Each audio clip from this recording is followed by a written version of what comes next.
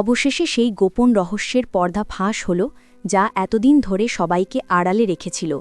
হ্যাঁ বন্ধুরা, আজকের কাহিনীতে দেখা যায় পরমার বাবা অবশেষে জানিয়ে দিলেন যে সুদীপা আর পরমা আসলে যমজ বোন। ঘটনার শুরুটা হয় আদিত্যর বিয়েকে কেন্দ্র করে। সুদীপার বিয়ের খবর পেয়ে কলকাতা থেকে ছুটে আসে পরমা। একটাই উদ্দেশ্য, যেভাবেই হোক এই বিয়ে থামাতে হবে। কিন্তু ততক্ষণে দেরি হয়ে গেছে।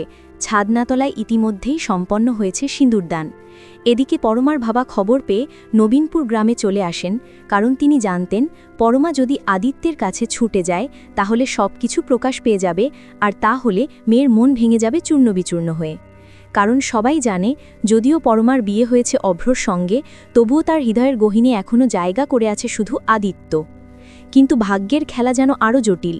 নবীনপুরে গিয়ে পরমার বাবা এমন এক ঘটনার সম্মুখীন হলেন যা কল্পনাও করতে পারেননি। ছাদনাতলায় বিয়ের পর যখন হিমাদ্রিবাবু সুদীপা আর আদিত্যকে আশীর্বাদ করলেন, তখনই অবাক দৃষ্টিতে তাকিয়ে রইলেন পরমার বাবা। মনে মনে প্রশ্ন করলেন, এই কেমন লীলা ভগবান, কেন আবার দুই বোনকে এভাবে মুখোমুখি করলে? পরমা তখন প্রচণ্ড রাগে ফেটে পড়ে। ক্ষোভে সুদীপাকে নানা কটু কথা বলতে থাকে। এই অবস্থায় পরমার বাবা আর চুপ থাকতে পারলেন না। তিনি এগিয়ে এসে হিমাদ্রিবাবুর দিকে তাকিয়ে বললেন, এবার সময় এসেছে সত্যিটা জানিয়ে দেওয়ার। সবাই অবাক। সুদীপা হতভম্ব হয়ে জিজ্ঞেস করল, কোন সত্যি? কি বলতে চাইছো তোমরা?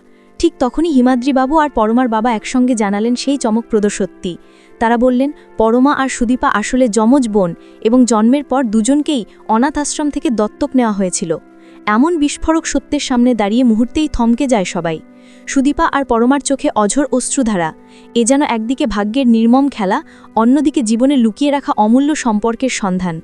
বন্ধুরা, তোমরা কি মনে করো, এই সত্য প্রকাশের পর সুদীপা আর পরমাকে নিজেদের মধ্যে সব ভুল বোঝাবুঝি ভুলে একে অপরকে আপন করে নিতে পারবে, নাকি আবারও নিয়তির নতুন খেলা শুরু হবে? কমেন্টে জানাতে ভুলো না।